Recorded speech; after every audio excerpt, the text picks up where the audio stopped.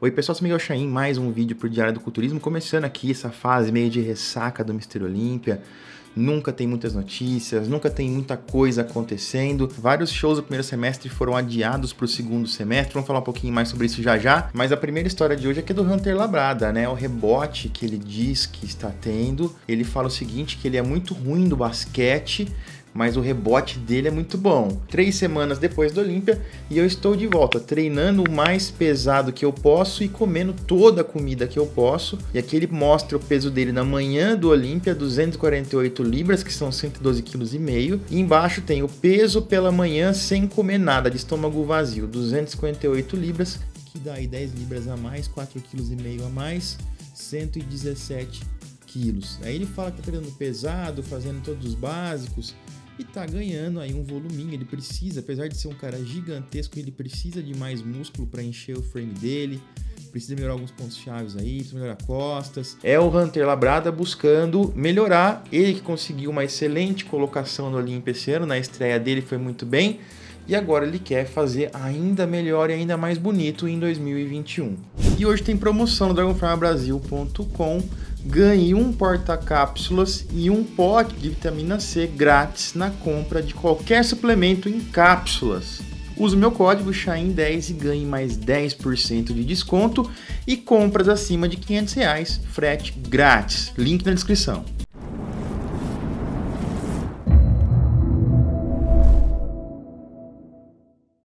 E agora uma história meio esquisita, meio triste aqui, enfim, que precisa de explicações ainda. O Digital Muscle Media publicou essa notícia. O Sami Al-Haddad, que é um competidor da 212, o Sami é um cara que tem uma participação importante na 212, ele tem 2 vitórias profissionais.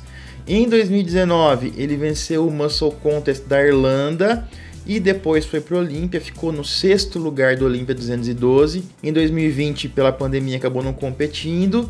E eles falam que ele está preso. O Sami Al-Haddad, ele é do Bahrein e ele estava uns dias atrás pescando no Golfo da Arábia. Segundo as autoridades do Bahrein, ele foi preso por autoridades do Catar. Aí o texto diz o seguinte: Sami Al-Haddad e seus amigos foram pegos pela guarda costeira do Catar durante uma viagem de pesca no sábado no Golfo da Arábia. O ministro de Relações Exteriores do Bahrein, ontem à noite, condenou fortemente o incidente e pediu a soltura imediata do senhor Haddad. E aqui o ministro do Bahrein fala ainda que o Haddad foi preso numa viagem de pesca com vários acompanhantes dele em águas do Bahrein, segundo o ministro. Então, teoricamente, as autoridades do Catar não poderiam ter prendido porque ele não estava no território do Catar. Mas agora isso está virando aí um caso internacional, com repercussão.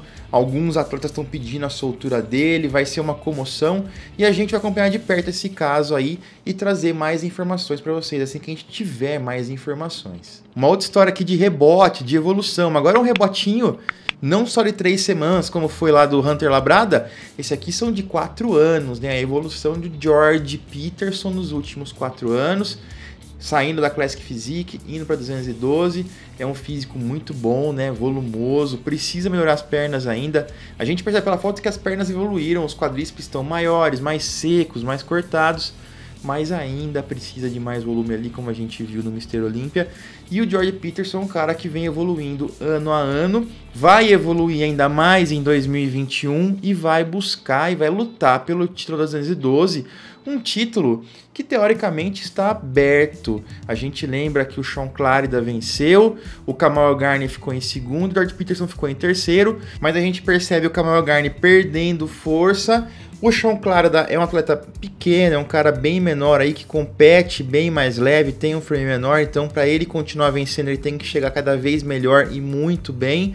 Um atleta com um frame maior que consegue chegar mais pesado e com mais volume tem uma facilidade maior, acaba tendo uma vantagem nesse sentido, caso ele chegue com volume relativo, com condicionamento tão bom quanto do Sean Clarida. Vamos aguardar para ver. O Jordan Peterson é um dos favoritos ao título, um dos caras que vai sempre brigar pelo título da 212. E o Olímpia esse ano, que parece não ter data marcada e nem local definido, vai ser um outro Olímpia bem interessante, bem emocionante. Mas sobre o Olímpia 2021, a gente vai falar nos próximos vídeos. Agora uma notícia não muito legal para quem é fã do bodybuilding. O Arnold Classic Ohio, o Arnold Classic Estados Unidos, foi adiado. Ele que teoricamente seria realizado em março, a gente sabia que ele ia ser adiado já, eles já tinham dado essa notícia pra gente, só não sabíamos para quando ele seria adiado.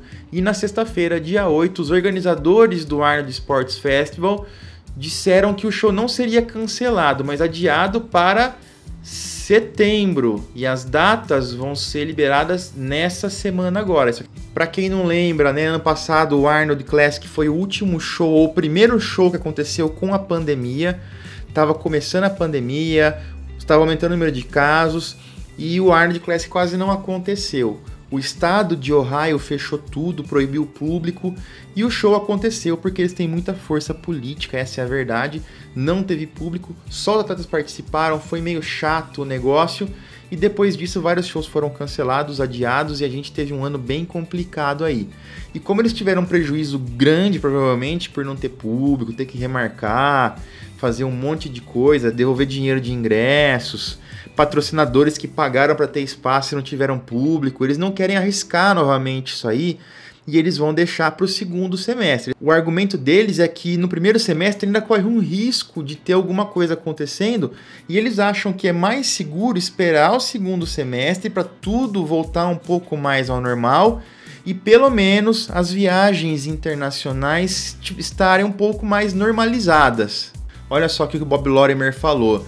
Devido ao fato que a gente tem que montar todo um esquema ali no centro de convenções, a gente não acredita que isso será possível no primeiro ou no segundo quarto desse ano, né? No primeiro semestre, traduzindo aí em miúdos. E ele fala aqui que o fato das pessoas poderem ou não viajar internacionalmente vai afetar muito eles, e pode afetar muito eles, porque eles são um show internacional realizado há muitos anos. Ele fala que em 2020 eles construíram uma grande estrutura na feira, no palco, e ninguém realmente teve a oportunidade de ver o que foi construído.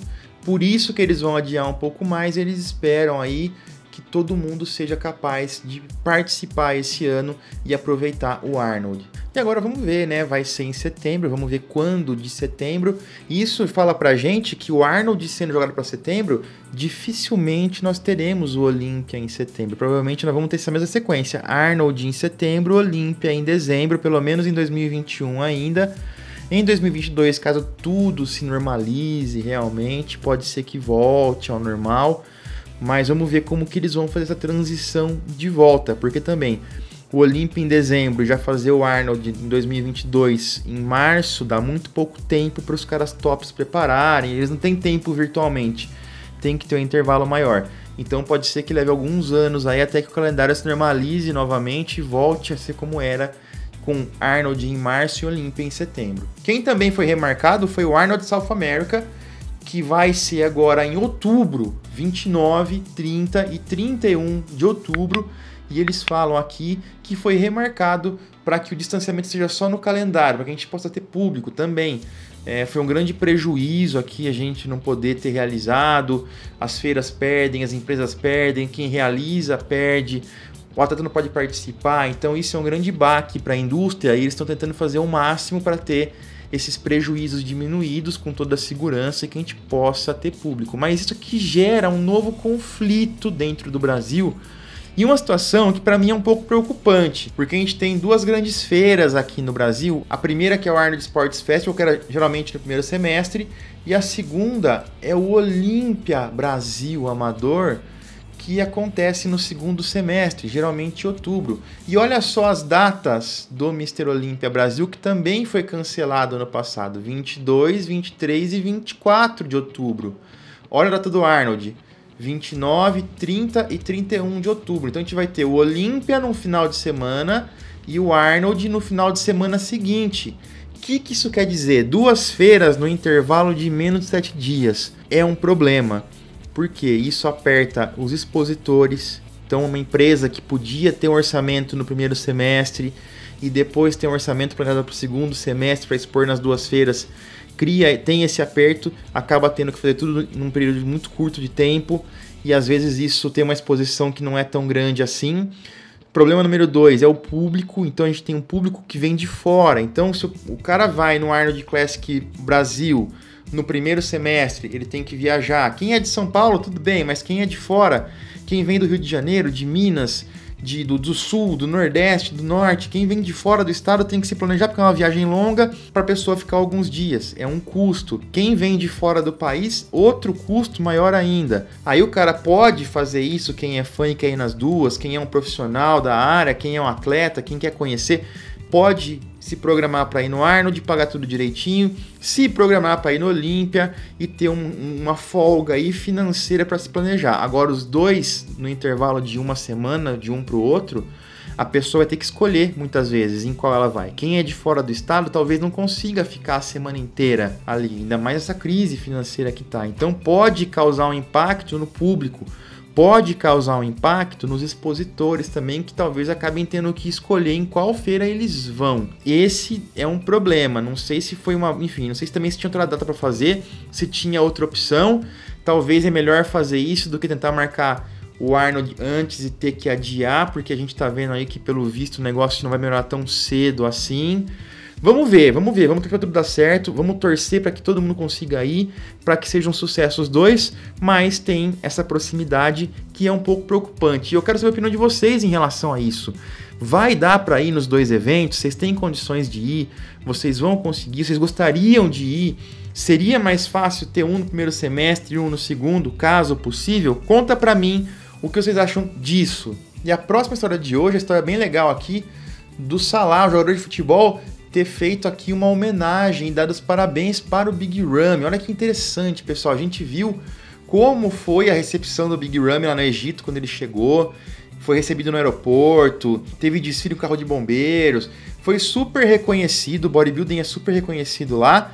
Como que seria no Brasil, hein, pessoal? Eu fico pensando, isso aí, o Brasil... Imagina só, o Brandão, se ele vencesse o Olímpia, como ele seria recebido aqui no Brasil? Como seria essa volta dele como campeão? Conta pra mim o que vocês acham que seria. O Brasil nem sempre consegue retribuir, nem sempre consegue reconhecer isso aí. Mais interessante ainda, é um jogador de futebol egípcio, o Salah, ter feito esse tweet aqui. Parabéns para o egípcio campeão, o Big Ramy, por ter vencido o Mr. Olympia 2020. Cara, que legal. Mais uma vez, também tem um pouco de dificuldade em vendo um grande astro brasileiro do futebol dando os parabéns para um bodybuilder aqui. Tudo bem que é um contexto um pouco diferente, né?